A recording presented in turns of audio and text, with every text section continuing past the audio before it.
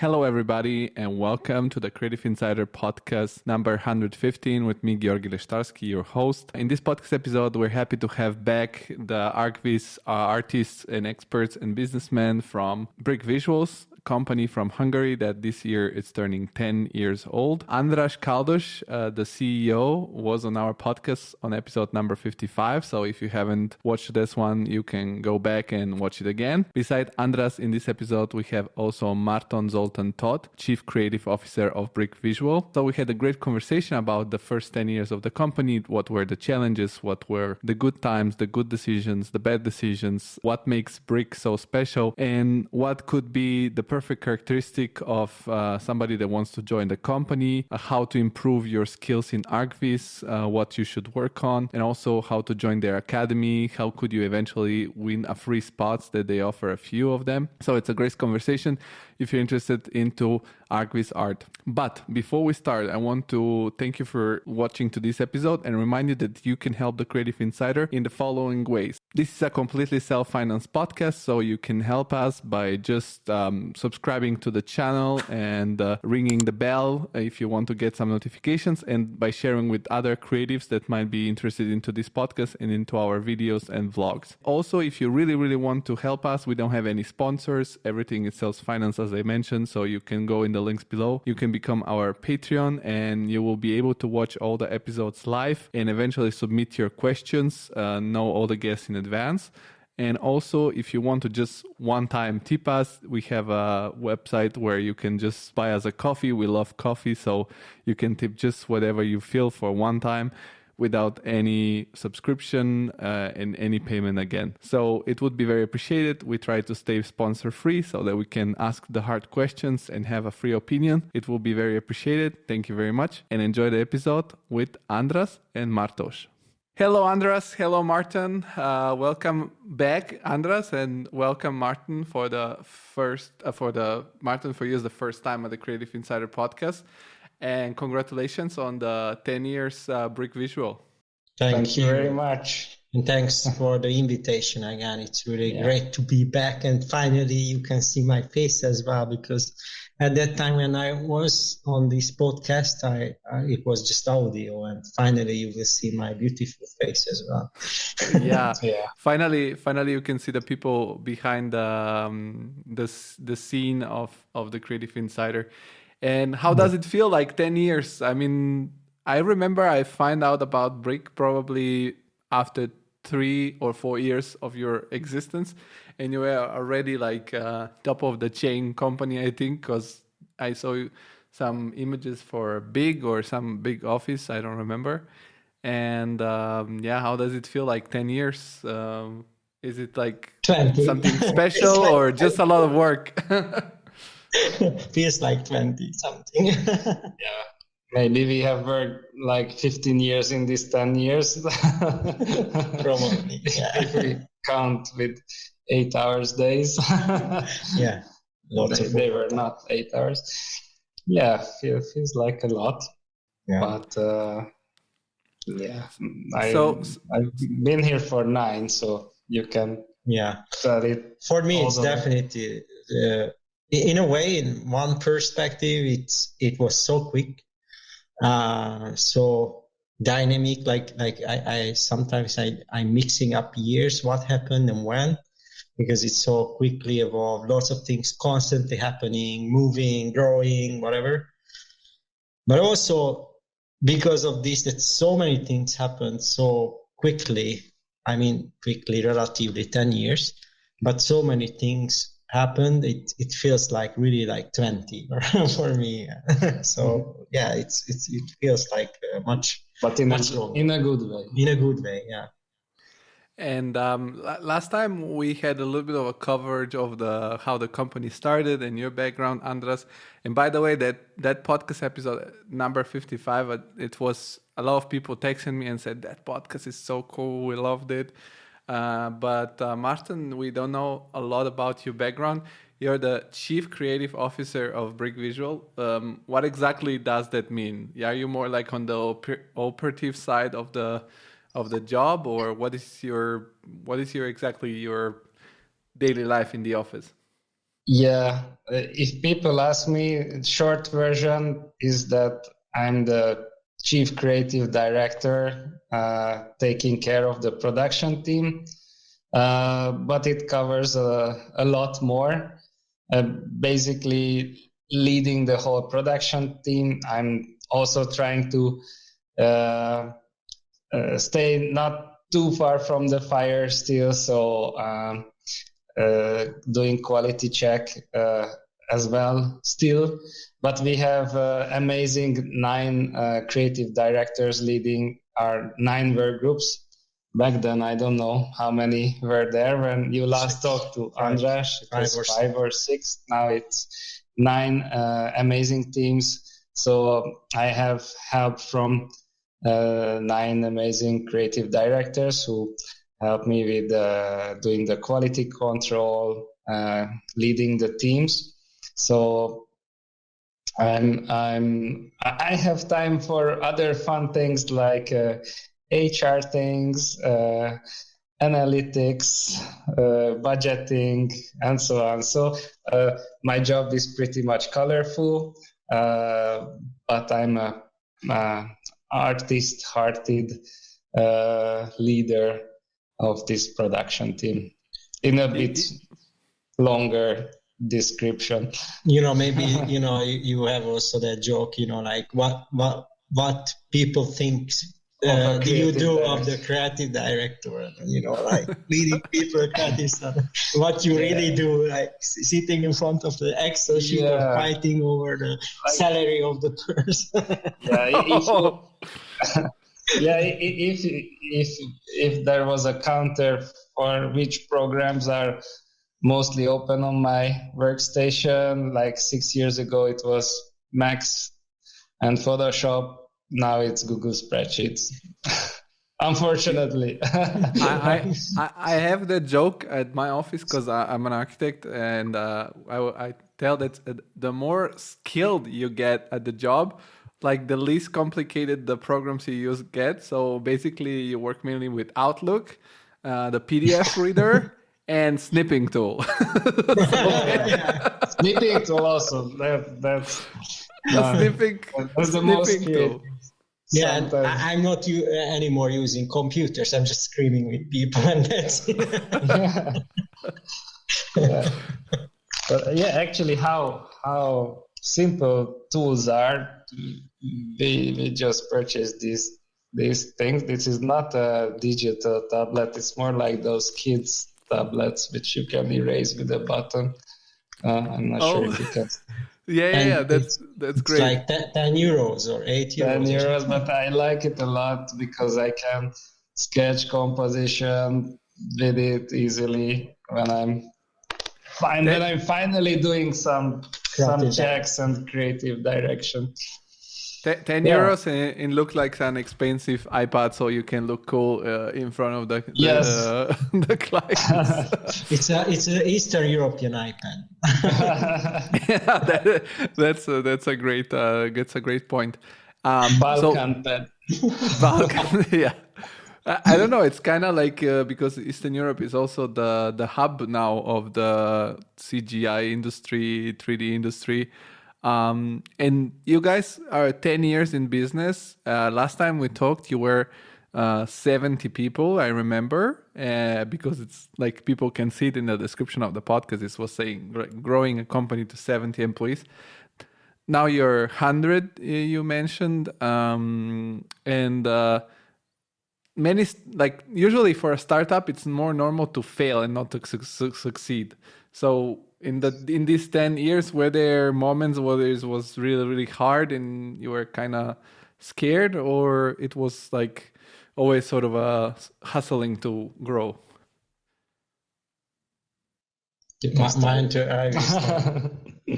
I think it's of course a constant failure as well, because if we don't fail, then we don't learn. So definitely,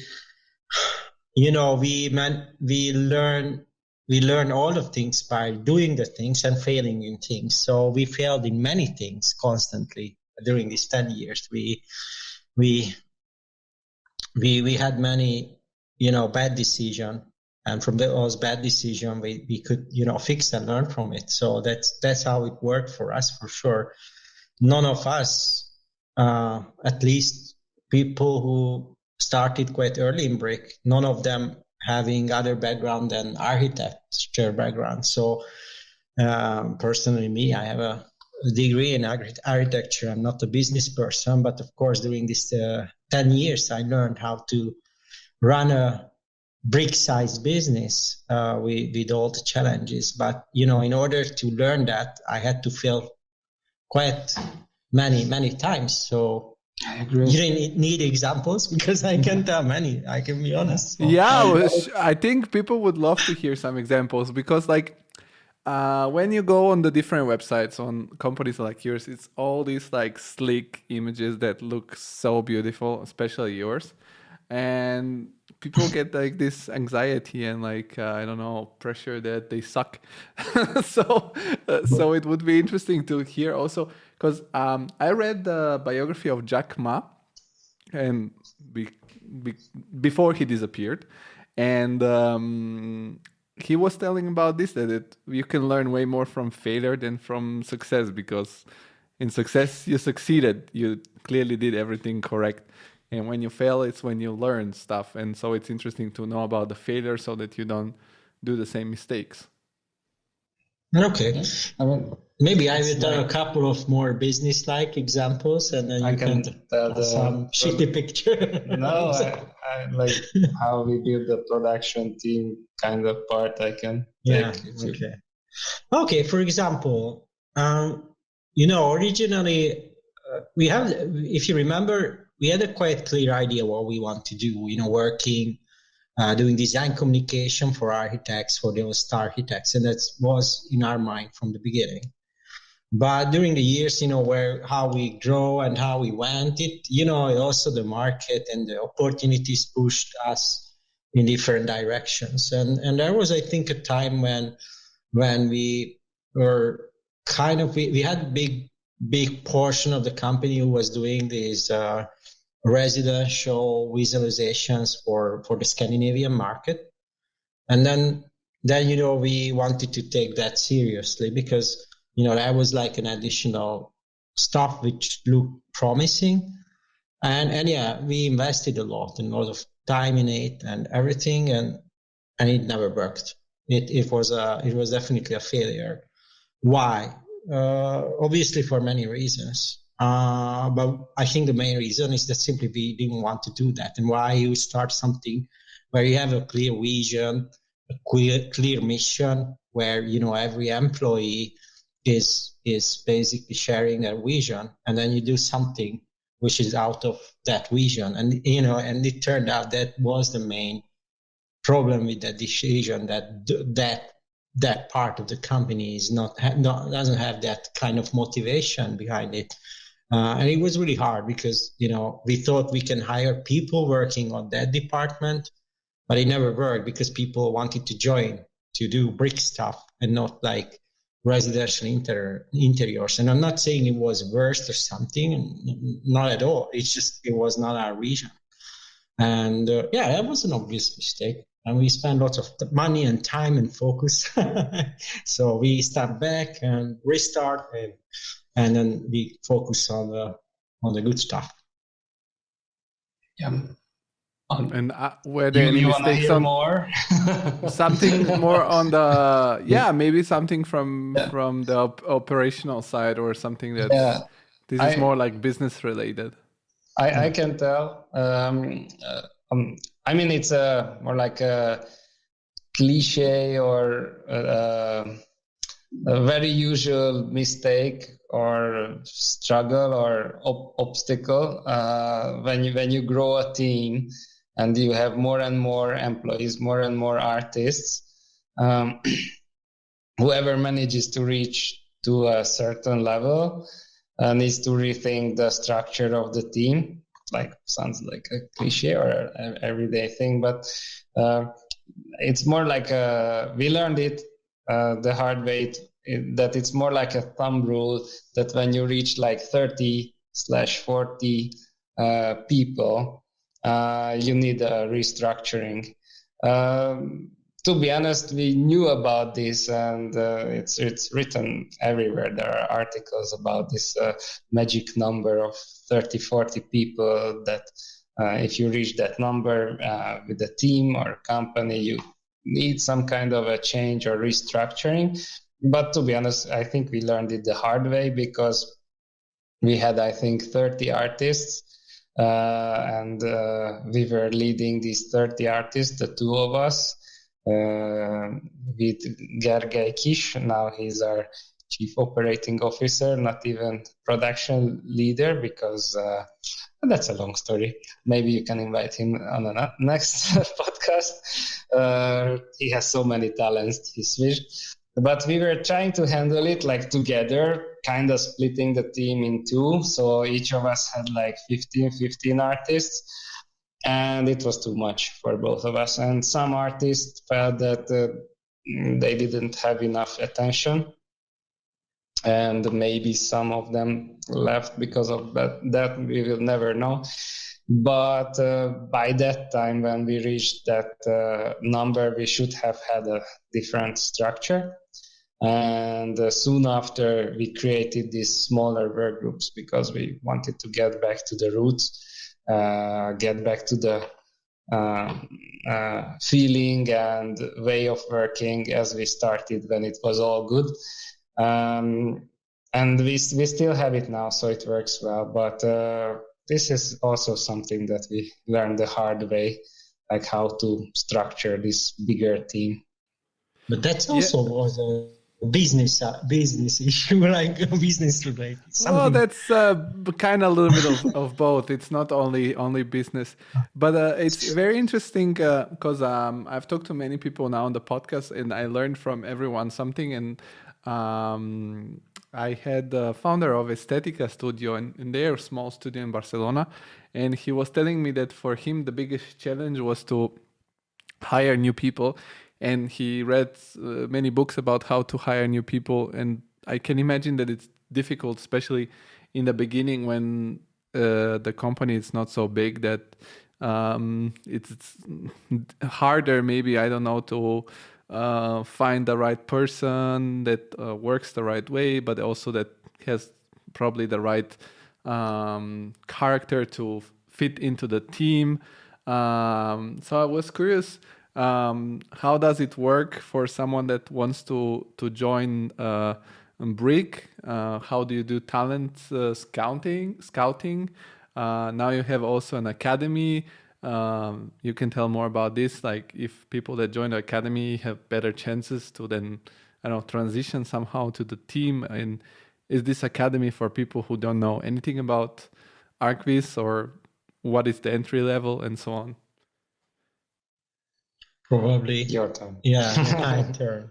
Yeah, and funnily, I'm still most of the time charged for the recruitment of BRIC. You know, the biggest stopper of BRIC is still how much talent we have, and how much talent we can hire, and how much talent we can, work together for long term. So for us, that's still one of the biggest challenges. To find those talents. And obviously, this is not just about hiring people and finding the right people. I think it's for 100 people, when you want to, I don't know, have an ambition to hire 10 really good artists next year, we need, and we are doing a little bit more complex strategy than just, advertise on Facebook and then people coming in. So this is why we quite strongly working hard on employer branding. So whatever you see actually in social media and on website, it's partly not just, showing ourselves how cool we are, and we do this nice image, and this is the office, and this is like the community. It's about, selling a working place, selling a cool place. So, people have the, kind of desire to come here to join to this community. And that's marketing, it's like, we don't want to hide that. We have lightsabers at the office. Yeah. You see? Everyone has a lightsaber. And And academy is part of that story, because obviously we realized also that if we want to really grow and we would like to, grow in a way that we are not just hiring like senior artists who are, staying here for a while and then go to another company.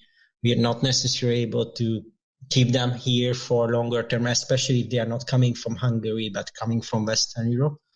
And we realized that we find it sometimes more successful if we maybe find less experienced people, but having a good talent, a good eye for composition, for colors, and then they participate in the academy. Sometimes we give these free seats as well on the academy, so it's not all of them is paid.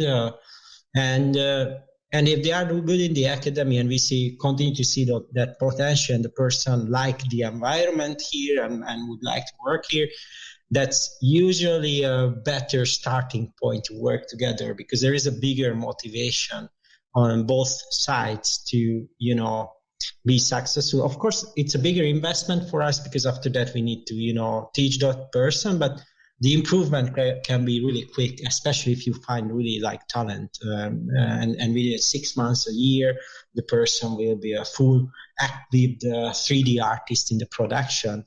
And that's, by experience, I can tell you that's not a lie.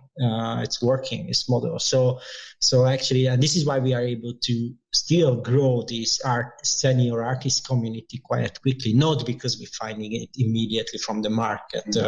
Very rarely find ready-made persons. Ready-made senior artists. And to be honest, it's a much stronger foundation if they start in the academy. It's a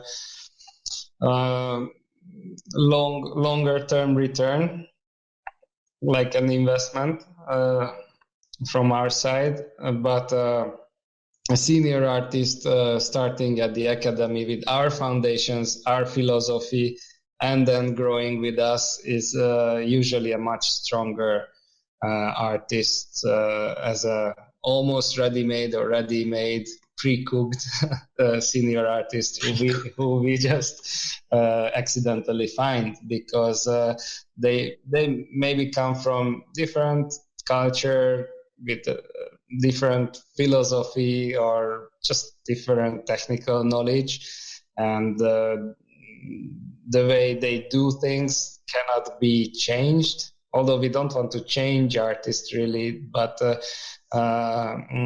maybe they just have bad habits that is not matching our philosophy. But if we can already teach them early on what we think is good art, and they build up on that, then it's a huge thing. And I think the other big thing in this is the trust.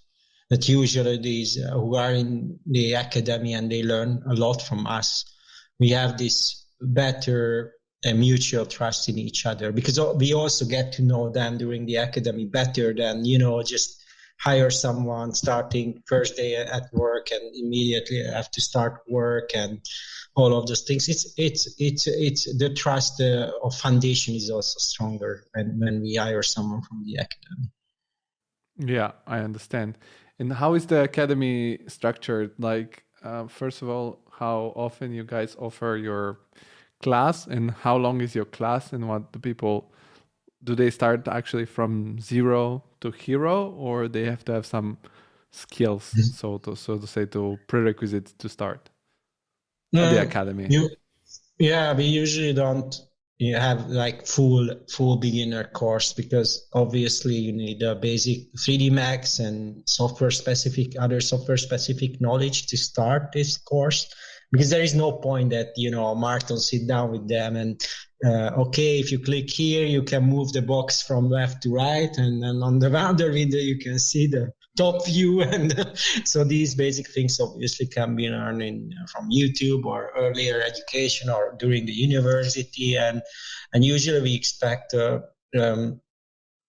basic knowledge and some already done images, but not necessarily on a super high level. So, for example, we had students directly from after the university as a, let's say, postgraduated students immediately joining to the academy, and they could do it and learn it. But of course, they know already a couple of software specific stuff, so it was not like totally new for them. We have one course which is usually where we hire most of the people, and that's like a 1 month long super intensive course where they are here with us physically in the office. We have an academic classroom in the office in Budapest, and they are here basically full week, full day, 8 hours, at least 8 hours per day, maybe more. And we have a quite strong focus on usually it's between 6 and 8 people who are in this course in a month, and there is 2 teachers who are constantly helping them, focusing them. We have, of course, presentations, simple training programs, but most of the time we have this kind of mentor teaching way of doing things. So they are not like following step-by-step guides, but they have to do their own stuff constantly, and the mentors constantly helping them and sitting next to them and try to explain and fix things. And that's usually the most successful in terms of, after they finish this, some of them get, if they want to join BRIC, they get a job in BRIC. And then we have a post-production course, which is more like how to create efficiently easy drafts, quick previews, a little bit stronger focus on matte painting and photo bashing. Yeah, that one is a shorter one. And actually that one has different like scheduling, but all of them are more or less the same. Some of them are like this less intensive. So on the weekends we're doing the courses. The other one is online, but there is also we sometimes doing it here or hybrid. So we try to be flexible in terms of scheduling, also time zone wise. So we have an Asian time zone course and a USA time zone course as well.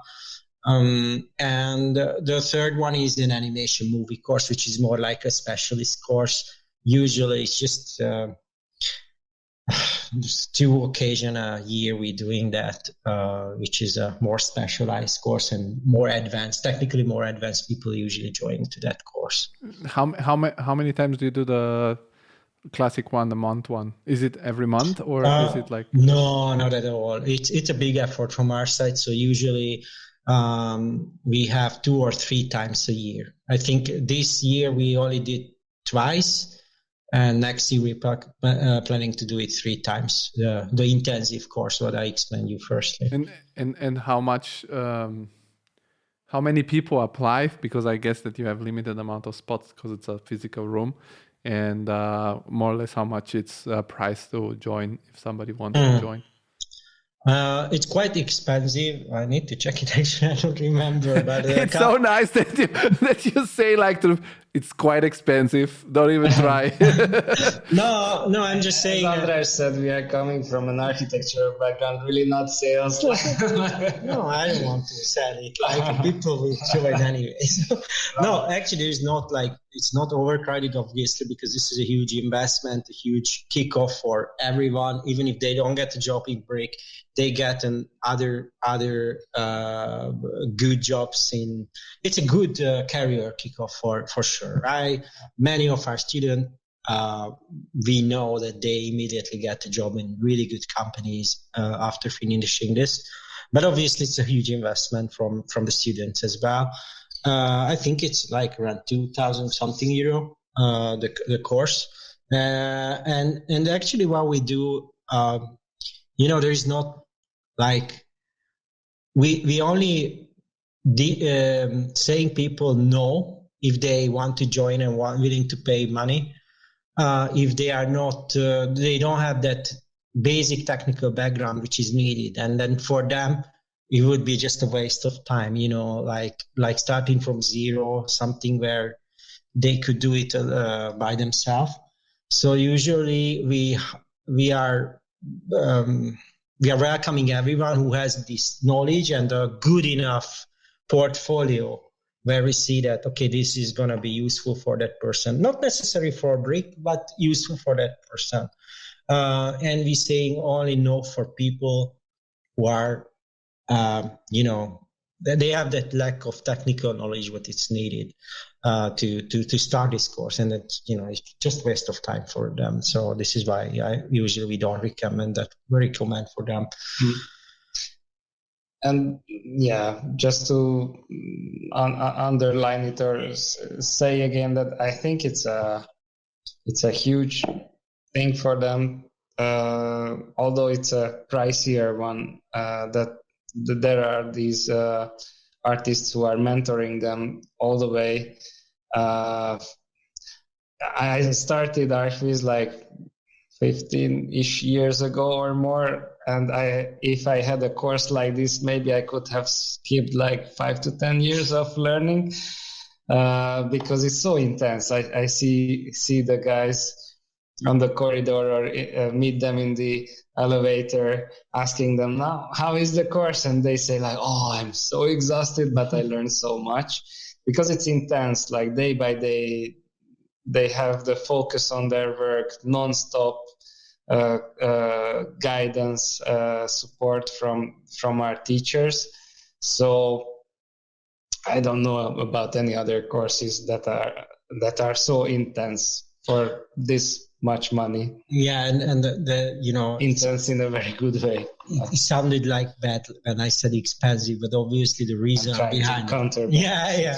Obviously, we invest a lot of time, teaching time in this. Like imagine, like you have 6 people in that course constantly, and 2 teachers are constantly there with them, helping them. That's a huge focus, huge constant work together.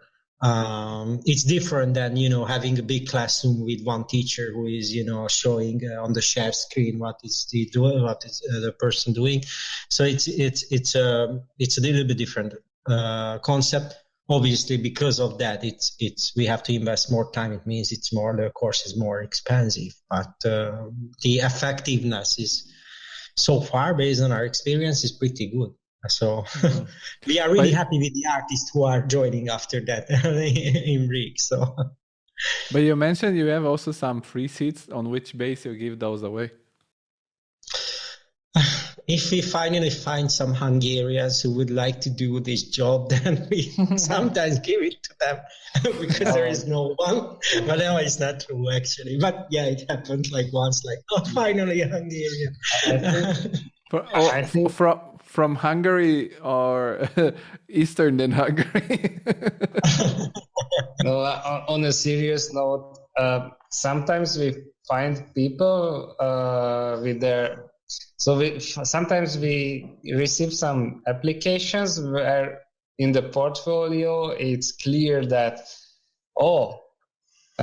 this artist has an amazing eye, but lacking experience, let's say, or a bit of technical knowledge, or just needs that little extra push that the academy can give for us to be able to give an offer, or just for him or her to really succeed in this field.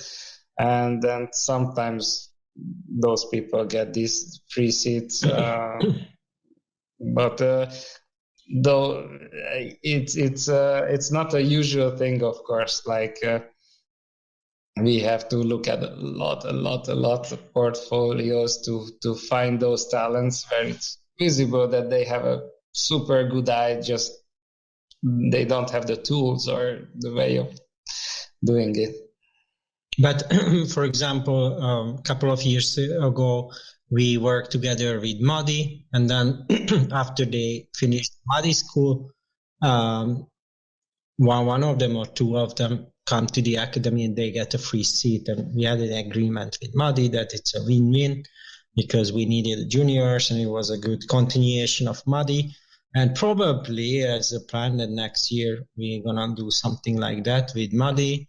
And we now collaborating with Hungarian university, design university as well, and yeah, maybe we will offer more free seats because that's the way how we can go. The reason why we do this academy, obviously not making money from students. It's not doesn't sound great. Yeah, it's not the best business, I can tell you. Because and the reason why we do this obviously is the recruitment to find those talents. It's another thing. It's a paid course because otherwise it would be unbelievably expensive for us. So we have to cover some of the costs, but it's still a huge minus overall the academy if you look at it separate. But obviously don't look at it separate because it's needed to run Brick. Obviously. No, it sounds great, and more and more people do this. More and more companies, as all they have some sort of compared to football, it's like having your own academy, and then when some talents come out of there, you can put them in the A team. And clearly, also through just listening to how many things you can teach to people, you have this super vast skill set. And I can imagine that in the last 10 years that the company started until now, you're in a very dynamic field that changes a lot. Now we're entering the world of Web3, metaverse, NFTs, virtual reality, augmented reality, and so on. AI, lately we have this Mid-Journey, DALL-E, and so on. How do you guys stay up to date? How much time you invest into staying up to date? And what is the relationship you have with these new trends that are coming? What is your relationship with an AI? Hard to tell. I hope I'm able to say still that I'm talking to a person or an AI. Maybe unconsciously I will start soon stronger relationship with AIs.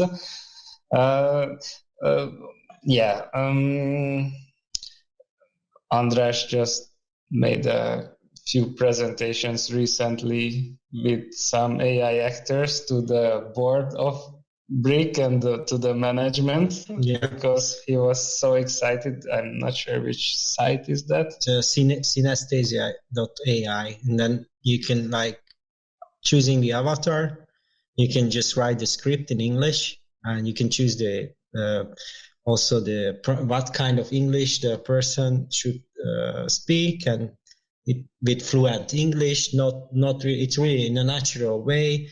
It tells you, and also the avatar is speaking like that, so it's totally natural. I don't know how they do it. Pretty crazy. Pretty crazy, and it looks like we hired an actor or actress and presenting for us. Of course, it's a little bit lame and a little bit corporate, but it's funny. So. And then how you did it, the background was a Mid-Journey generated background, and you just wrote the text in Hungarian, right? And translated it also with an AI or deep learning translator. Translator, yeah. It's crazy. András likes to make the most out of things. How we utilize this in Brick, obviously, still AI is not something which is still part of the production. Why? Because it's still, this is my personal opinion, it's still gibberish. It doesn't make any sense in many cases. People are claiming Mid-Journey or DALL-E is okay, I did this in Mid-Journey, and I always you did. You did it, okay. And it's also the outcome or the output is it doesn't make any sense. It's lack of meaning, lack of something. The experience of doing art is lack in that, and it's visible on the picture actually. It's mimicking something that looks like that, and I'm not saying it's just the present of this. And I'm not saying it's not scary. I'm not saying it's not going to affect us. I'm just saying that today, where we stand is still a gibberish machine doing certain things. Sometimes it's cool, sometimes it's funny, sometimes it doesn't make any sense, or most of the time. And yeah, for certain jobs, for certain special processes, it's already amazing, and we can save a lot of time with it, but it's still not there. When it will be there, no idea. That's the nice of and the beauty of technology and technological singularity, that we don't know what's next, and we don't know how quick we reach that point. The most scary part. It can be in 2 minutes or in 20 years. But we have to admit that these young two fathers had, when you shared your Midjourney account with me, we had like a fun time generating prompts and images until 3 a.m. Yeah. That night was long, because I guess, in Midjourney you have one thread where you see the others' images, like what they generate, and I was checking what András is working on in the prompt, and I was doing mine and texting each other like, dude, what are you or hey, this prompt worked amazingly, look how close I am to the artworks of Bosch, or I was trying to mimic Simon Stahlenhag's images. Yeah, but the sad thing in it's get bored. No, we get bored. But yeah, that's what I wanted to say. It was a fun night. Next day, we lost a bit the excitement, and on the third day we just gave up. We were not using it. No, I had one commission job. Oh, you made one. Yeah. You shouldn't do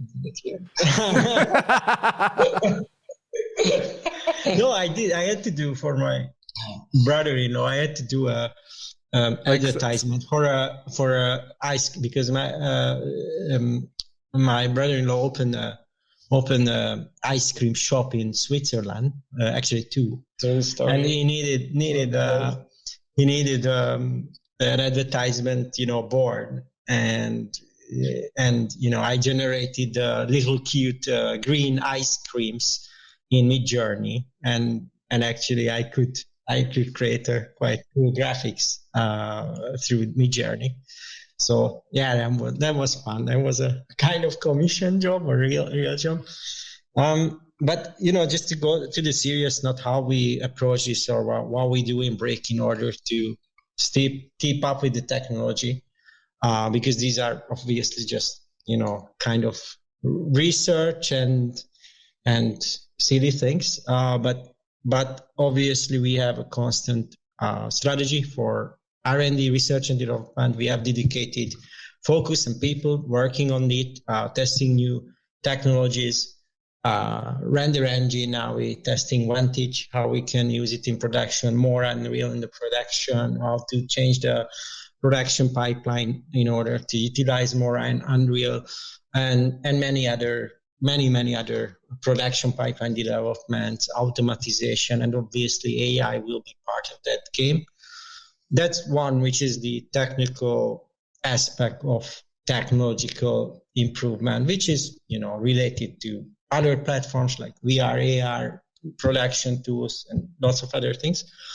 On the more philosophical approach, what we're trying to do and try to focus, and also this is why in the academy, I always tell that we have to constantly search our real added value in this profession. What is our real added value? And it's probably constantly changing. In one way, it's shrinking, and smaller because of the technology.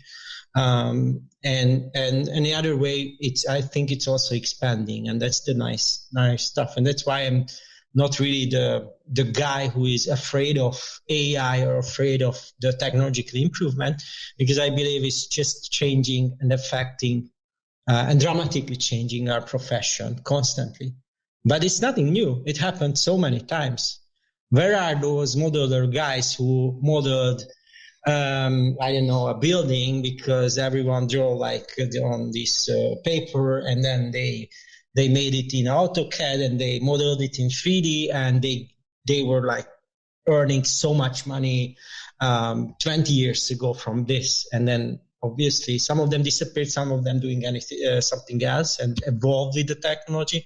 And I think we are also in this moment, and it's just more quicker and more exponential, and we have to be more quicker and more exponential. And that's I'm more an optimistic guy about technology.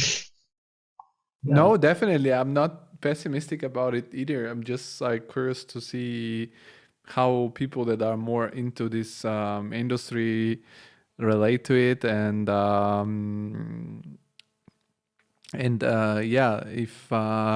if what is your point of view? Because if somebody is external, I think that this AI thing, it's kind of putting everybody in a place that they can just write a prompt and generate some image. And of course, there is zero control on it right now. Maybe if they do something hybrid where you are also inputting some of the information you want into that, then maybe it could be interesting. Yeah, I am on the same page as you. I think it's interesting sometimes if you are stuck to type something in and then to see what the AI is going to think about it. And then you can kind of start from there thinking yourself. I see it like a second imagination, so to say, so that when you cannot imagine something, maybe you can put it in the AI and start from some picture that generates for you. But I'm always curious, in the Archviz industry, everybody are focused on technical stuff like software, render engines, and stuff like that. But in the end of the day, what is the recurring topic is that everybody talks about this sort of soft talent, like, I don't know, composition, colors, and so on. Do you have some advice for people who want to get better in this? Sometimes, for me, for example, when I go to museums and I see certain paintings from back in the days, and you see the colors and, for example, the depth, the composition, and then you think, oh, these guys back in the days were like what nowadays CG artists like do with computers. What would be your suggestion to learn or to start coaching your sensibility and eyes to do it better? Should I? Yeah, okay. Sure. Actually, going to museums, great start. We are, consumers of Netflix series and great movies. András's inspirations are also very moving on a very wide range, from Blade Runner to Tarkovsky, and mine are also on a wide range, from famous Hungarian painters to Simon Stålenhag to also Blade Runner.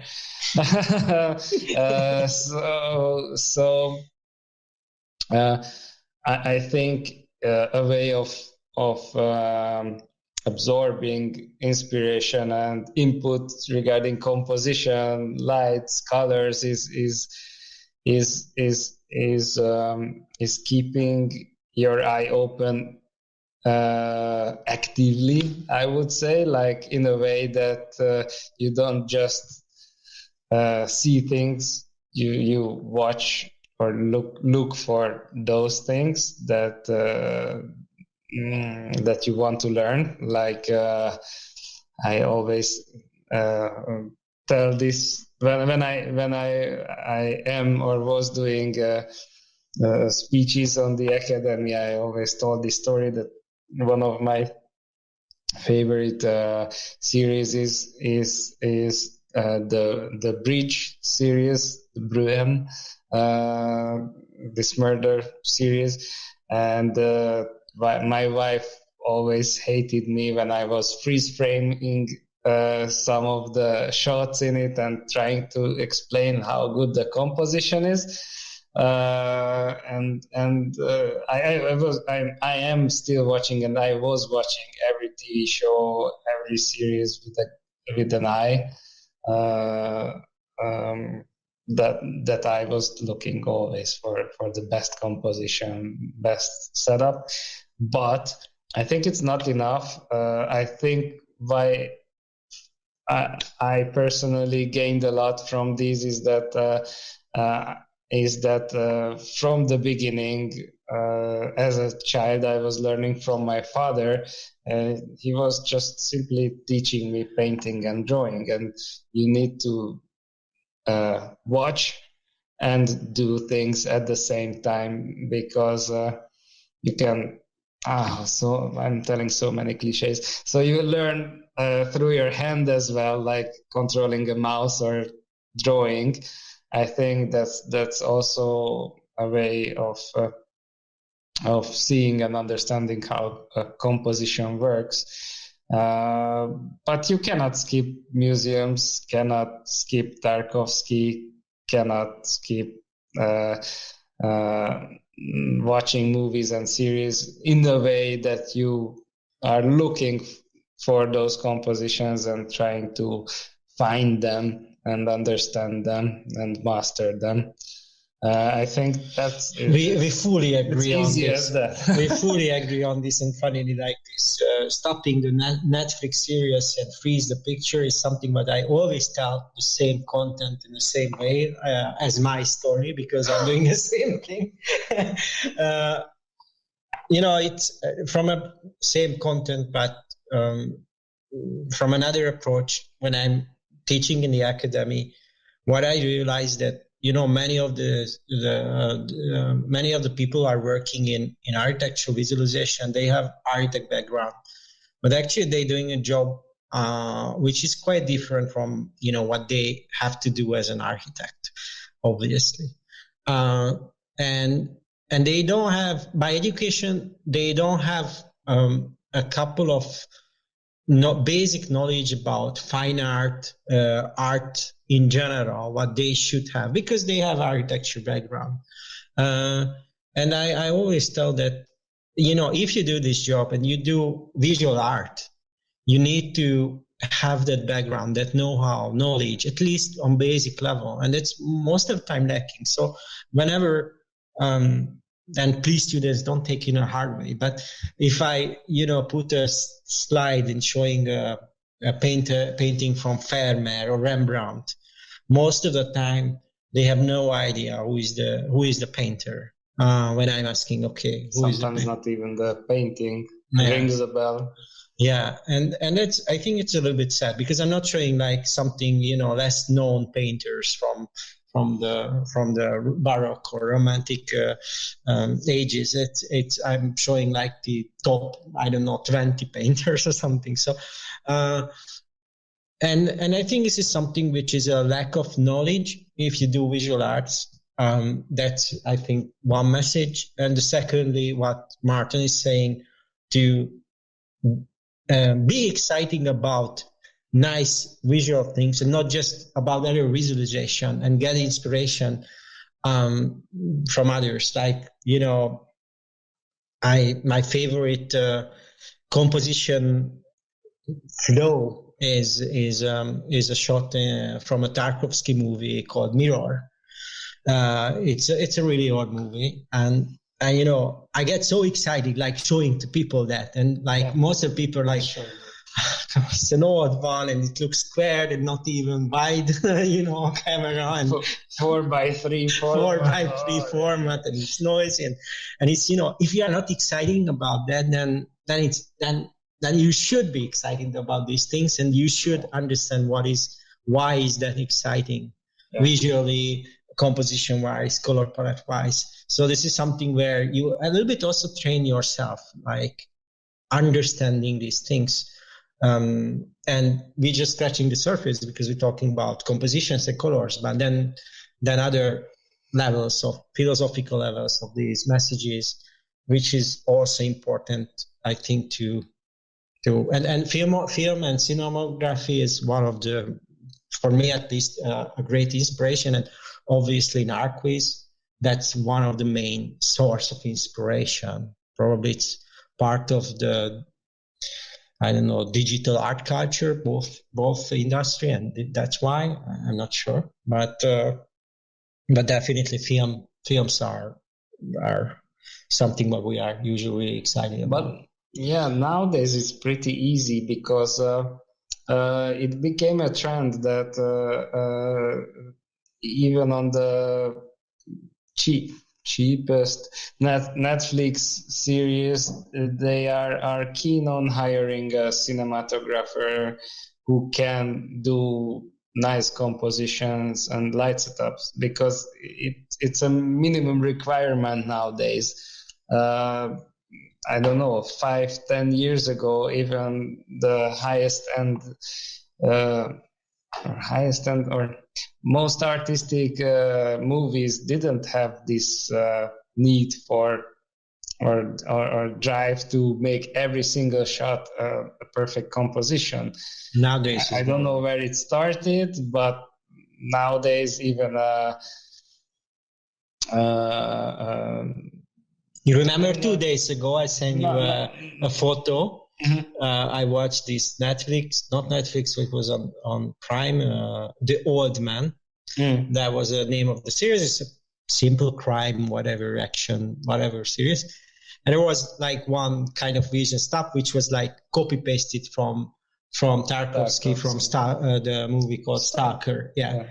But it was like a copy-paste. And it's like, 10 years ago, you wouldn't have imagined like something like that kind of well-composed scene is in a pretty common series on whatever TV. So this is pretty cool and really great, because it's we're living in a visually much better quality world now. That's what I believe.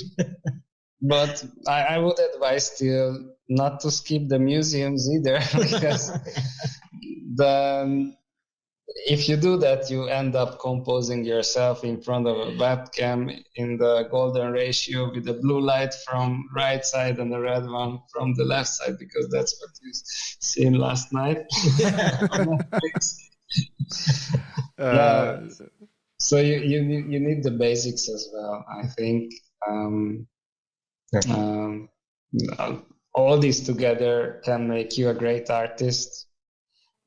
Plus Netflix, Instagram, and so on. But I think, I'm sorry, I don't want to overtalk this, but I think to be able to distinguish great art from just nicely made compositions and shallow messages in a series, I think you need to experience the finest art, which you obviously not find on Netflix necessarily.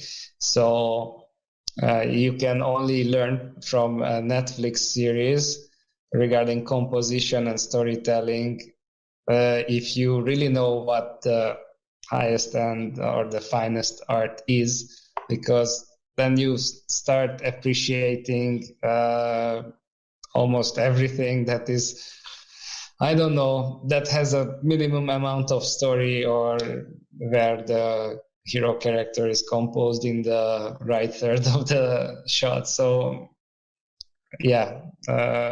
being critical about it, that's the hardest thing to learn. That's it. I can add on this that I'm an architect, but I have had the luck and the fortune to grow up in Rome, and I decided that I wanted to be an architect really early on. So I went to a high school of fine art. So we would study art in all the forms of in form of painting, sculpting, and then after a couple of years you can decide if you want to go deeper into one direction. And I went into design and interior design and furniture design. But by studying history of art, you study how step by step the form of human expression has evolved, and also you go into the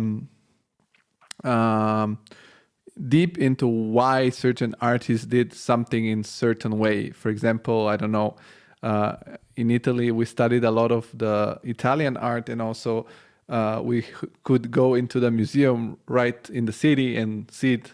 And for example, I don't know, if you see a painting from Caravaggio, for instance, you can see that there is this dark background and the light is external of the scene, and this creates a certain contrast. And when you read about how the artist was used to compose, and when you go to the museum and experience it, and then when you watch the Netflix series, you kind of connect the dots.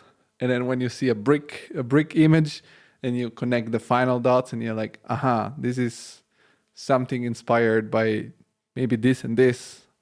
Or also photography, if you take a camera, you understand how the lenses work.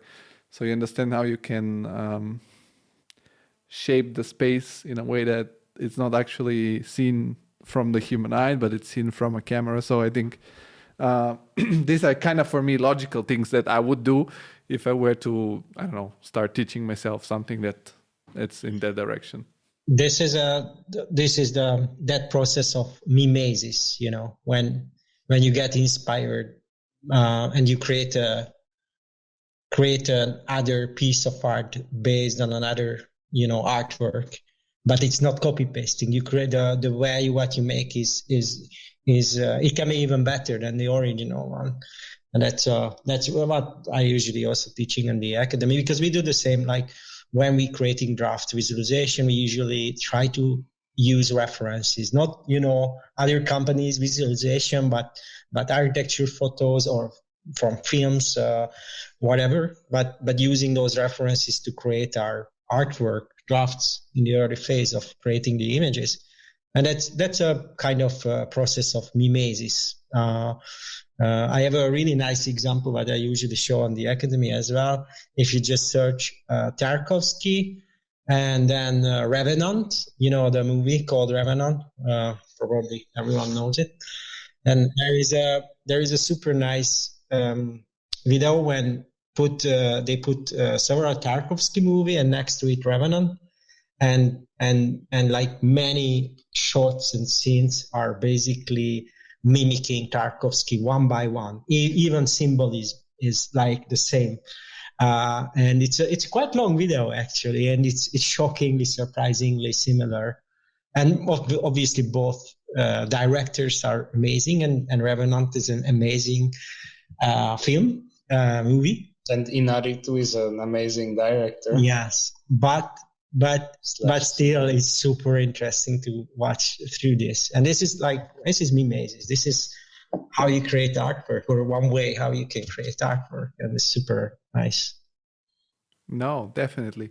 But now back to reality, because we've talked only about the positive artistic side and how nice it is to compose images. But you guys give me the vibe of like, I call it the Elon Musk vibe, where you do cool stuff like SpaceX and Tesla.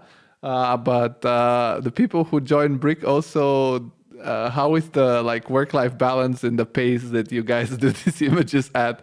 Because also 10 years to go from 0 to 100, it's also like what I've figured out last time we talked is that the pace at Brick, it's quite at a higher level, let's say. Is it like this, or is it my personal perception? Can I answer? Yeah, sure. I would say that, and I can say this honestly, people who join Brick these days are pretty lucky, because when we told you at the very beginning that this 10 years of Brick feels 15, 20 years, and we worked a lot, it mainly refers to the first 5 years or 6 ish, because the pace when we were trying to find ourselves, our visual language / we were trying to break into the market, and we were reaching for the highest end architectural firms who still seemed far away. In those days, we had to push hardcore, sometimes working 300 hours a month, just trying to do whatever to be the best, to shoot for the stars. Of course, soon we realized that we cannot maintain this pace forever, because we will burn out or just faint after the day. So how we get better and better is not just in the quality of our images, but our effectiveness and work-life balance. We fine-tuned our processes very, very much in the last 4 years, I would say, and fine-tuned our workflow and service in a way that we can maintain this high quality with a very good work-life balance. So those hardcore overtime days are gone. I'm not saying that we never, ever stay after 6, but it's significantly reduced. I could say it's almost gone. It's 8 o'clock, Martin. But you could show the webcam. We started approximately at 7, and you haven't been actually working. But it's true. Like it's 8 now, and nobody's here. Nobody's here. We have almost 60 artists in the production team here in the Budapest office. A bit less, like 45. Now, always recruiting, so I need to count with the new ones as well. But nobody is here now. If you would check Brick back in the days, we would have a handful of people still rendering by this time of the day. So screaming, struggling. Yeah. So we improved a lot in this, and we are able to maintain a very good work-life balance now. Most of us leaving on time. Naturally, if we have a junior artist, because of our philosophy that we are pretty democratic in the way how we work. All our artists are generalists, so taking on an image or a movie shot from start to finish, they can do it from the first drafts till the last Photoshop touches. It's their own baby, their own artwork. So they have the freedom to drive that image or that shot on their own, also with the comments from the client, but really from start to finish. But this democratic way of doing it means that the senior artist gets the same opportunity and the responsibility as a junior artist. And obviously we give an amazing amount of help to the junior artists, but they have to do that image on their own. So they do sometimes overtime. So if I would see anybody now out there, it might be a junior artist, but definitely not our senior artist. They can manage now how we schedule things, how we do our pretty professional capacity planning, how we created our workflow. They can maintain this work-life balance very well, and it's super important. We want them to be able to do an amazing draft, not just on Mondays, also on Tuesdays, Wednesdays, Thursdays, and Fridays. And it's only possible if they can sleep, they can inspire, if they can go out to a museum after work, if they can watch Netflix, if they can do their personal weird inventions at home in Unreal or whatever. They can play the guitar. So I think nowadays artists are handed over this who join Brick get this workflow, that get this process, get this help, this professional support, and they can maintain a very good work-life balance. But, if I don't look at it in a way that, how good we are that we maintain this and not, make it shine. And, well, was I overdoing that? I don't know. But I'm just so proud of it. It's also about business, because this is not just about that. Of course, it's maybe good that they don't have to do overtime and this kind of things, but it's also business. How you can, keep a consistent quality and give it to, every client what you want to serve. Obviously, you need a consistent, people who are not tired, or they can give like a quite predictable result, more or less. And for that, they need to relax. If they do overtime, their quality of work later on will be maybe more inconsistent because they're tired. So, if you scale up and you talk about 100 people, you don't have any other choice just to keep it more calmer, less overtime, less crazy, because this is how you can make the whole thing more consistent. And I think that's the business approach of the same topic. And do you have some sort of, because in order to keep the quality, you also, once you find the right people, as we talked before, you have to try to retain them the longest time possible. Like, I mean, not per day, but in all over at the company. And you are guys very, like, from what you say, you're very focused on this quality philosophy of the company to achieve this super quality that you guys achieve.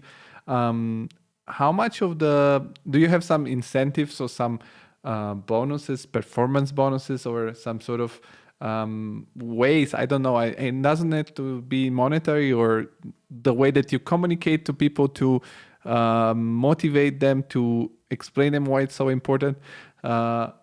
Because I'm a millennial, and there is this definition that millennials don't work for a company, they work with a company. So, for example, for my generation, it's not going to work out if you come to me and you tell me, I don't know, we work super hard and we achieve this, and you should suck it up, blah, blah. But there should be some like bigger goal. I mean, I know that probably for some people sounds spoiled, or it's not about spoiled, but it's more about like, how do you say this meaning? Like, I understand, for example, the quality you say, but how do you transmit to other people your understanding of quality and transmit them that it's important? Because for you, it's important. It's your client and you are the company owner. But is there a way that you guys try to explain to people why this is so important? I think maybe we are a little bit in a more lucky situation in this side, because people who are joining Brick, I'm not saying that maybe there are more couple of even more desired company on the Archviz market. We can be honest, but we are kind of on the top 5 level, top 10 level. And by experience, I can tell many of the people who are joining, they tell like literally that was their dream to join Brick, and everybody is like congratulate for them. And obviously because of this position, it's a kind of automatic from the beginning that they have this urge to be successful together with Brick, and not for Brick, but with Brick, because this is how they can grow. It's just simply because obviously we are among the top 10 or top 5 Archviz companies. So therefore, we have a little bit better position. So we don't have to explain people like, okay, that's why you have to do a quality image for Brick, because actually from the beginning they come with this urge of doing this. That's why they come. It's many of them, for them, a dream come true. But obviously, these are those things. What maybe at the beginning I said, having the vision for the people who like they understand that vision, And if we share more or less the same platform in this, then it's easier to make them and keep them motivated. Obviously, I can give you a more down-to-earth answer that obviously we have bonus and premium systems, and based on their performance, we try to be as objective as possible, and we have system for that. So we try to motivate them by, giving them bonuses. Premium is based on performance, obviously. But that's probably just one little aspect of this. Sharing their vision and that stuff which motivates them, and is probably more important. In a business level, Brick is successful if we serve the client, serve let's say the money, the margins, and the third leg, serving the artists, because these three legs are actually makes the company successful. If you are not, if you bring in project and from these three leg, one of them is weak, client is unhappy, or we are not making money on the deal, or the artist is unhappy because they cannot do a good quality image and they get frustrated, or they are not working on a good, exciting project, then the company is weakening. It's a weakened position. So this balance, keeping this balance, is something which makes Brick successful. Without that, it's a problem. I'm not sure if I managed to answer the question, but that was my answer. No, that was a good answer. That was a great answer. But like, how do you do it with people that, because what you said, it makes more sense for people that just join, and that you said, when you're a newbie in an industry, or especially if you like, for example, they say you never should talk to your idols, because when you talk to your idols, you kind of like collapse. Understand it. Yeah, it can collapse. Like, for example, I don't know, I've somehow had this hero image of many architects and many people that are famous, and through the podcast I managed to talk to them, and then this myth, it's like, I don't say that it's not a myth anymore, but the people, and then they're just people, and they're kind of more like on the same level.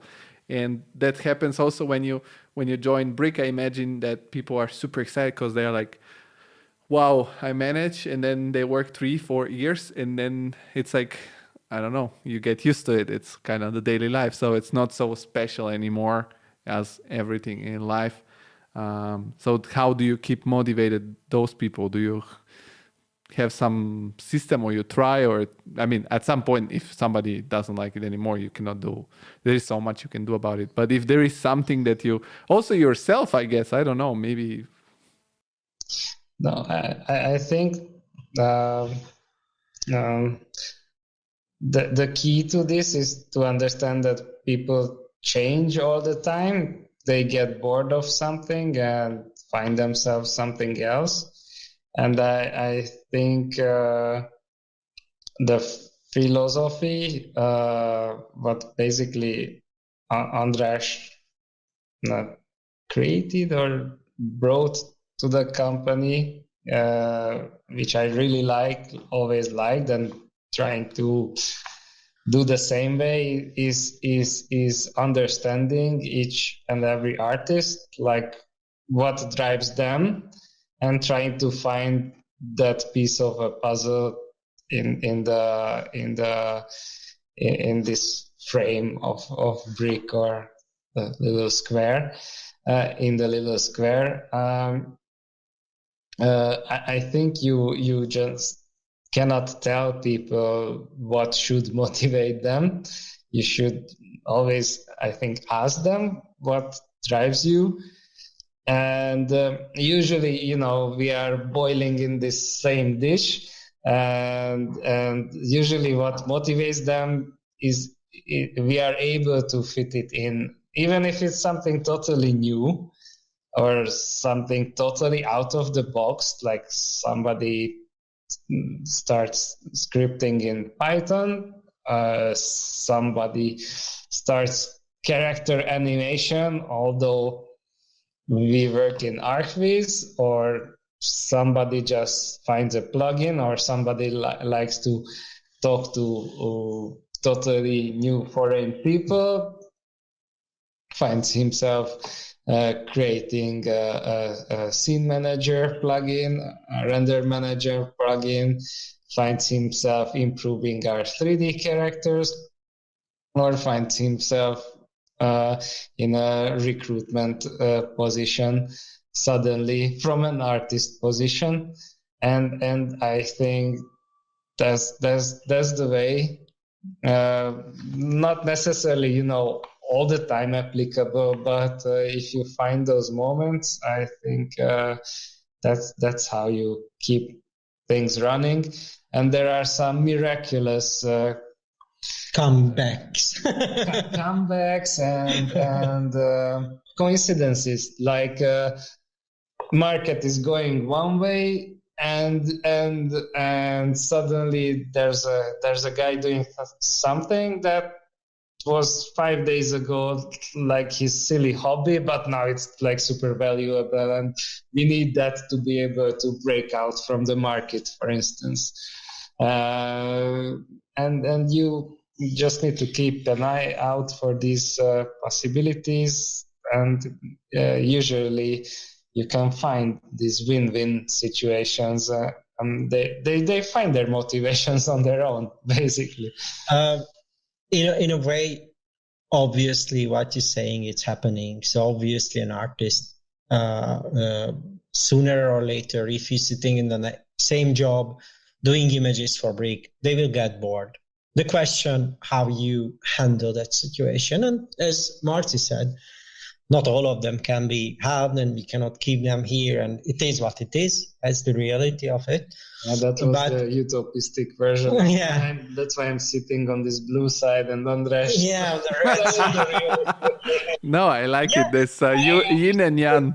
But I think we also managed to figure out together, for many people, a continuation of doing something, because the reasoning why they would leave Brick is not just the professional burnout or get bored.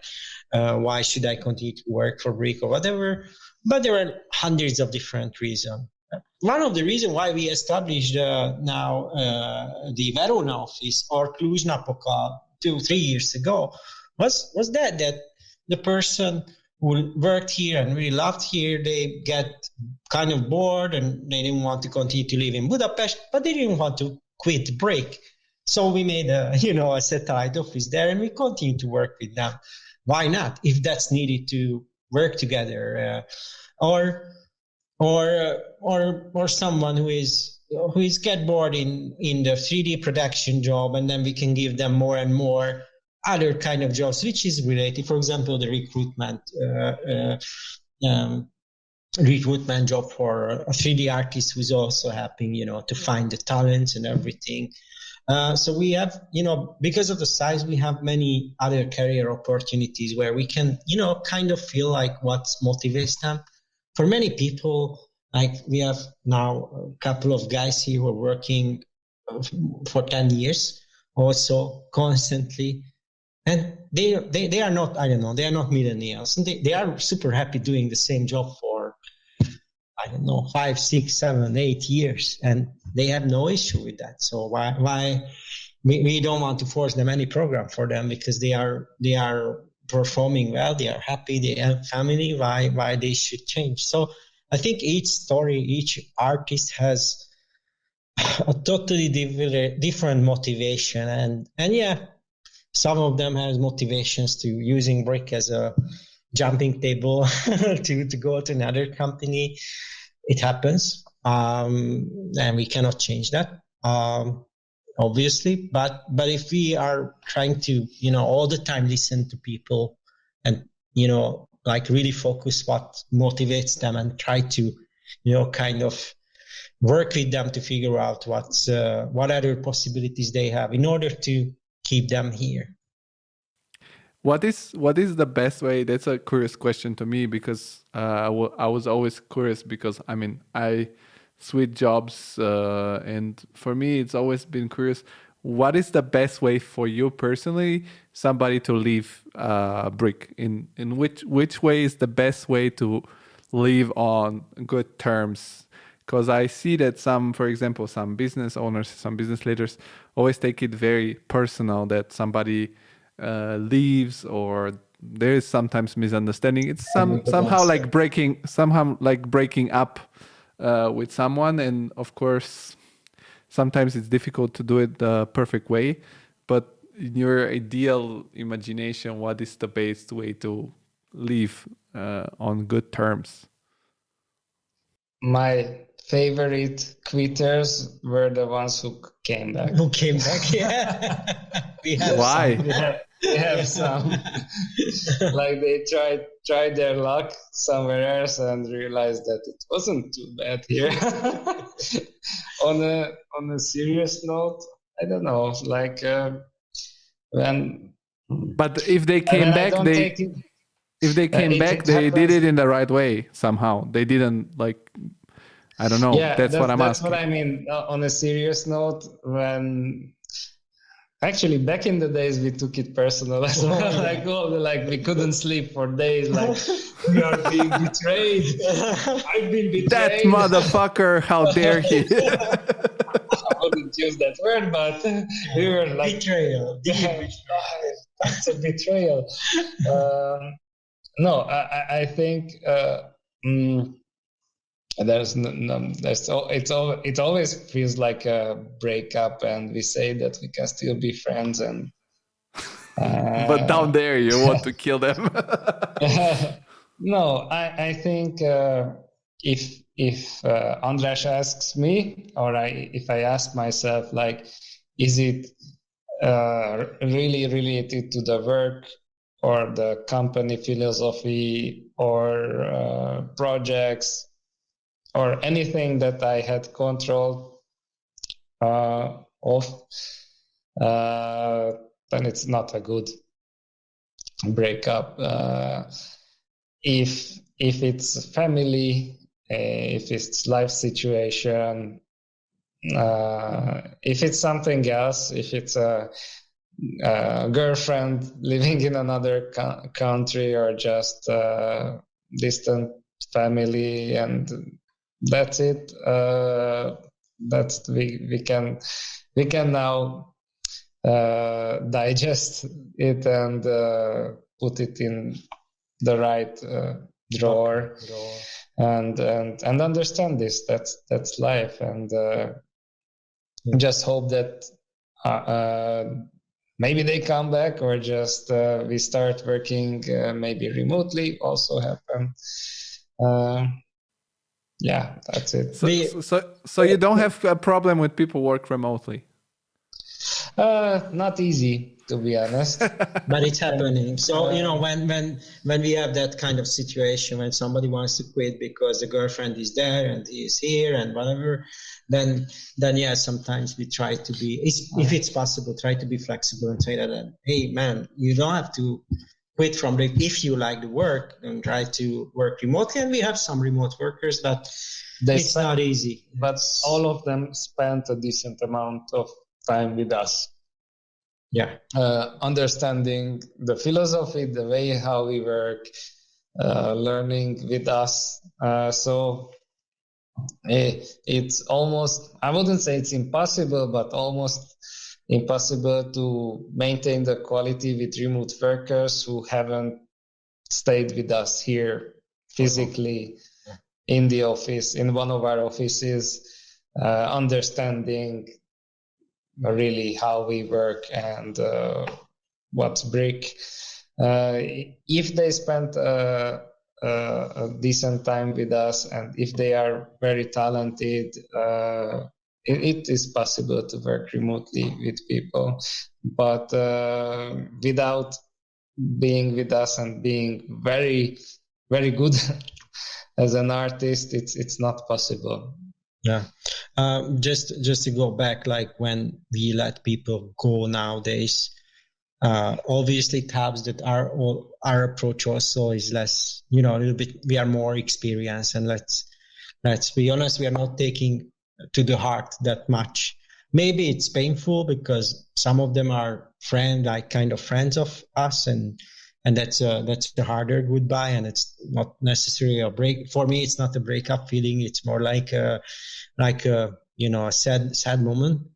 But I think because of that, overall, maintaining the good relationship with these people is better and better. So and in the old days we had some issues or more kind of tension when they left, but nowadays it's maybe better. And we still keep in touch with many of people. If I go to Amsterdam, there are some guys in other companies now who worked for Brick for many years, and we're kind of friends, and we talk, we meet when I'm there, and that's really good. And yeah, it happened, and I hope it's going to happen that some of them will come back one day, or try to work remotely with us, or in any way. I think it's possible. It's also, we have to be nowadays really taking care of this, because obviously Brick is big, so we have many levers during the years, bigger, more and more people. And obviously we don't want to, have this bad-hearted employer who is let people go or leaving and, have this bad taste in their mouth. So obviously we try to work after it as well to maintain that relationship if it's possible.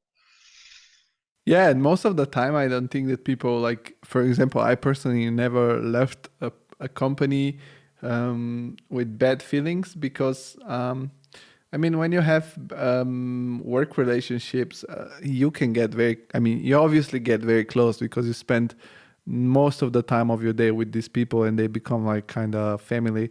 But there is still this second half of the relationship, which is just businesses. Sometimes it's I'm leaving to follow another dream or to follow another goal.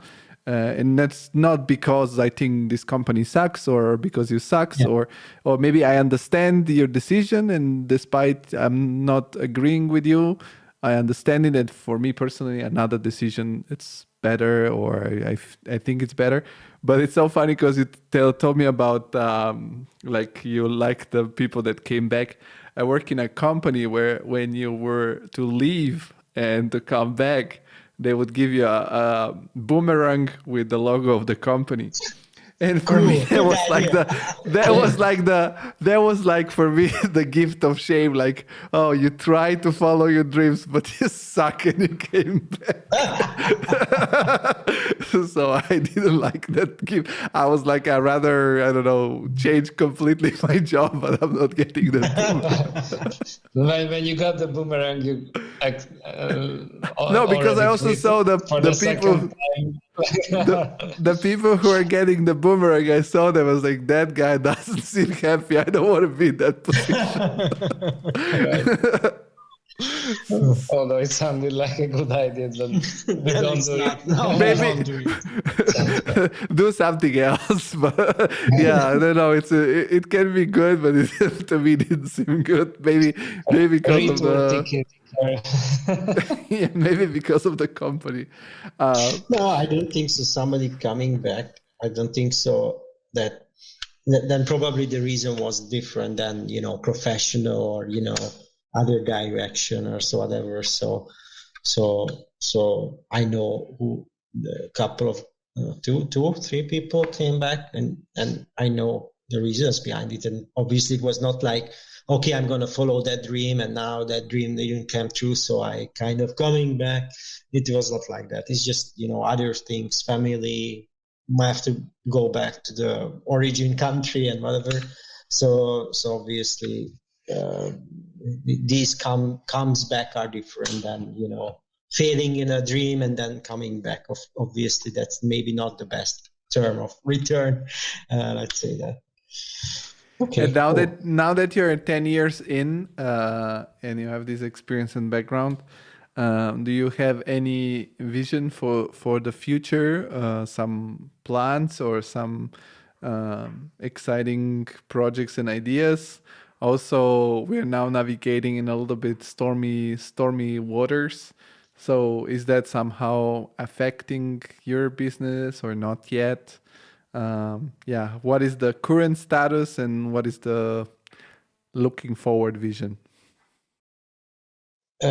Storm is coming.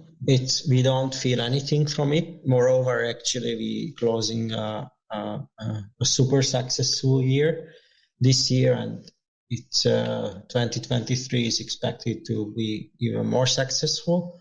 So definitely this negative trend and economical situation is not affecting the overall results of BRIC. It's affecting BRIC positively and negatively as well, funnily. So, we're working in this high-end segment of architectural visualization. I'm working on these bigger projects, not really residential projects. Also, our portfolio is quite diverse. So if I look at the projects, it's all over the world, literally. Maybe less in Europe and more in the USA, Arabic region, Saudi Arabia, China, these countries, because obviously all of these big design companies like Big, for example, or Zaha Hadid Architects, they working on these markets and less of the European market. And obviously right now what we see as a terrible perfect storm is happening, a huge crisis is of course all around the globe, but Europe is the deeply affected region, and BRIC is not depending on that region. And the other thing that Hungary is the worst in this case in Europe. So it's one of the worst countries how we handle this crisis, and the inflation is terrible. It was last month was more than 20%. Now it's 21%. The Hungarian forint is terrible. It lost its value by 20% in one year. So it's really bad. But obviously, BRIC as an international company is in a bubble situation. Obviously, so that's why we don't feel at all this right now. But I know many other good Archviz companies who are depending more on the European market, depending more on, for example, on residential projects in Europe, Scandinavian region, Germany. They are struggling. They already see a really decreasing trend of projects and unpredictable situations. I can hope and then assume that my best estimation that it won't affect that much us if this continue to remain as a kind of crisis in Europe because of the war, Russians, and not becoming a much bigger, wider global crisis. I really hope so. Regarding plans, obviously we have some. One of them is that obviously Archviz for us is something which was our and working with the architects was our moonshot for many years, and still it is. It's not a question. But also in the meantime, we realized that we have this team of artists who, some of them get bored, as you're saying, after 2 or 3 years, and they try to find something else, and hopefully they remain in BRIC and they try to do something else as well. And because of this kind of behavior, and because of projects as well, we now have a much bigger, diverse know-how in the office and skill set of people who can do animation, movies, and much more complex 3D production work. And due to that, we realized that, okay, this team can be utilized in the media and entertainment business. So we managed to get some jobs already in last year and this year as well, and it's growing. Basically 3D production services for advertisement company or other production companies, but not architecture visualization, or not necessarily architecture visualization studios. And we realized that, that's fun. Many people loves to do it. We like to do something else. And it turned out that in some aspect, we are new kids in the block and don't know shit about it. It's another league. Another aspect, we managed to surprise some agencies. That, guys, because of course we boxing in another league and we can do things much quicker, certain things much quicker. And that's one of the goals of BRIC, that we would like to expand towards this market as well. So most of the growth is expected to grow in the media and entertainment industry, not in architecture visualization.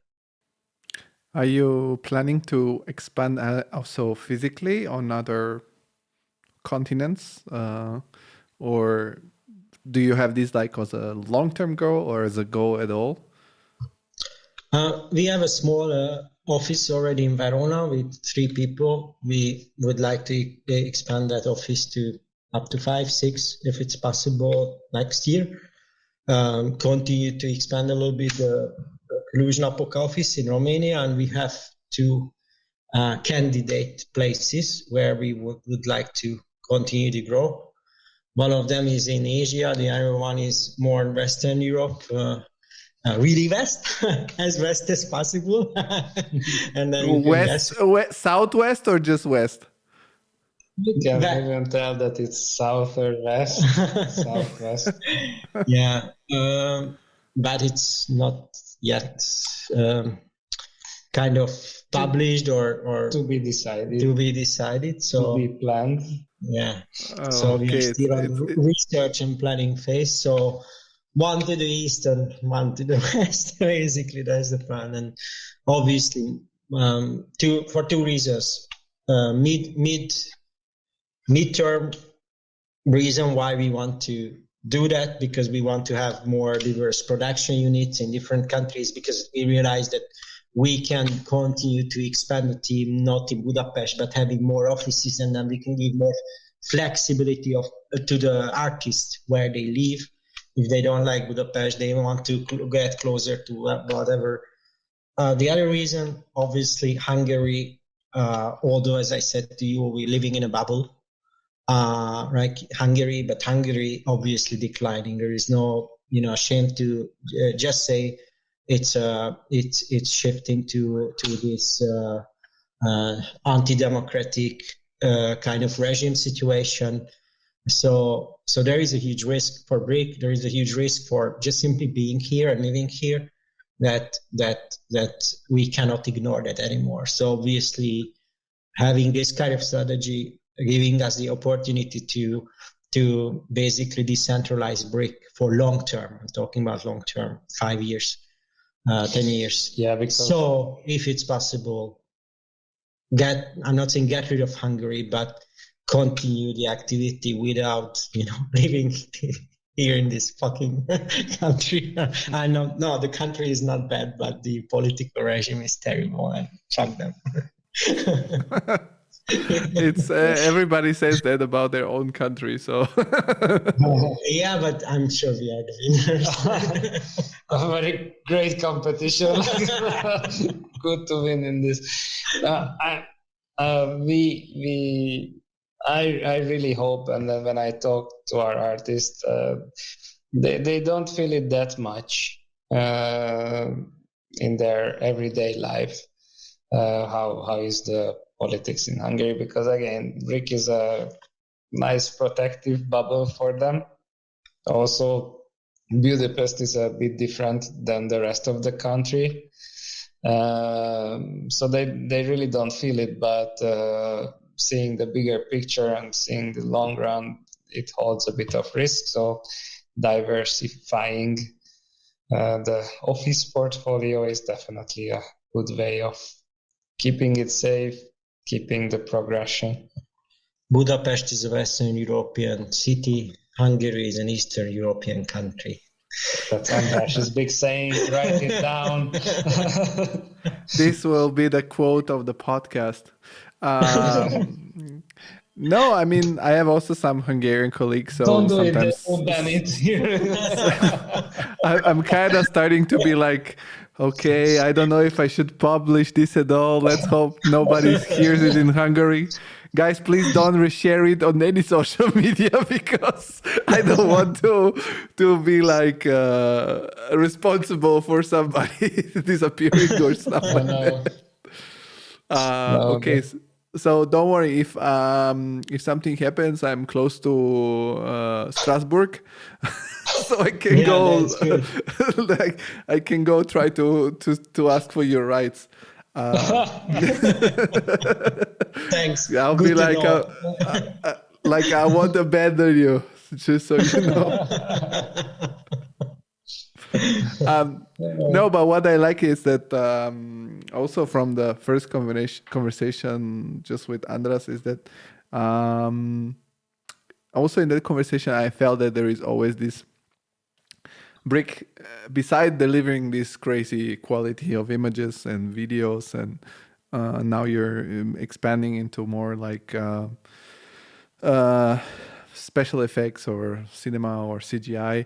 There is this strategic thinking and business thinking, which this was my goal to discover with this podcast, because you don't get taught about this stuff at school. Like you think it's enough to be a good architect, or it's enough to be a good CG artist or designer, but it's not. Like, because they are like, the reality is that there are also a lot of people out there that can do crazy stuff, and you have to also figure out the way to make it profitable.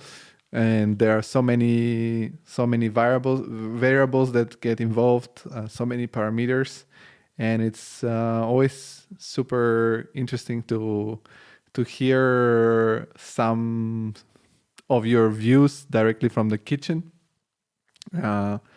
So I'm really grateful you had time to spend a couple of hours after work and do that extra hours that you guys usually don't have to do.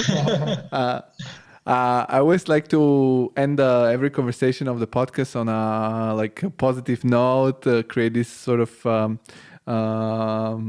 pot of inspiration. So we talk about many artists and movies that you guys like. What is, for example, something that inspires you in your free time, or some movie that you especially love, or some artist that you especially love, some book that you don't have to say all of those, but you can, whatever it's on the top of your mind that gets you inspired and fired up to do cool art and cool work. I covered my part with Tarkovsky, I think, so I'm out of this game. I already told. There's a lot, really.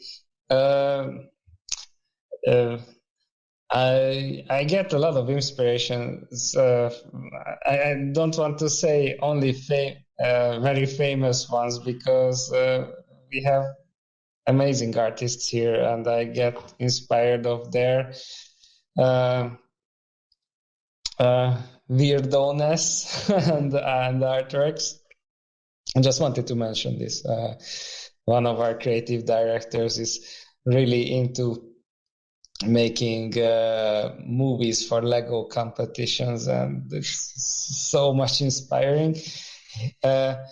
He rarely wins because I think they don't understand how one person can produce such a high quality animation in such a short time for a competition. So it's usually more like the kids winning who make stop motion animations, and not him who produces like a Hollywood style Lego movie. Whatever, that inspires me a lot. I just wanted to say, but I mentioned, I don't know, Simon Stalenhag,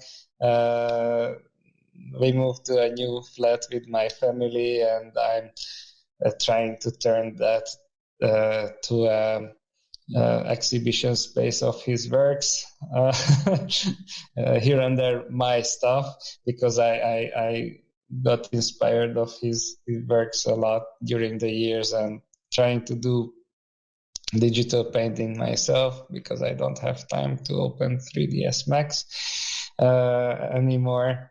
And as we covered museums, I'm in love with some of the Hungarian famous painters. László Mednyánszky should be mentioned in this podcast as well.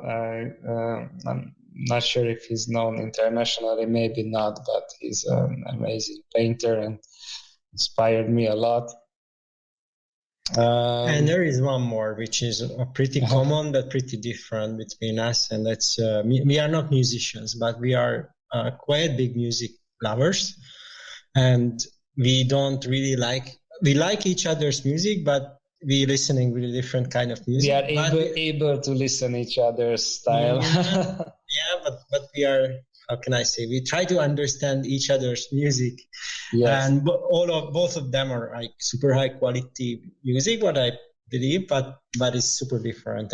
And actually overall in Brick, this kind of we have lots of musicians and composer and DJ as well in the office. So music professional DJ, yeah. And so it's quite important part of Brick. I don't know why it happened, but yeah, we have many musicians and many music enthusiasts, and two of us are really strong music enthusiastic. So that's... We are not producing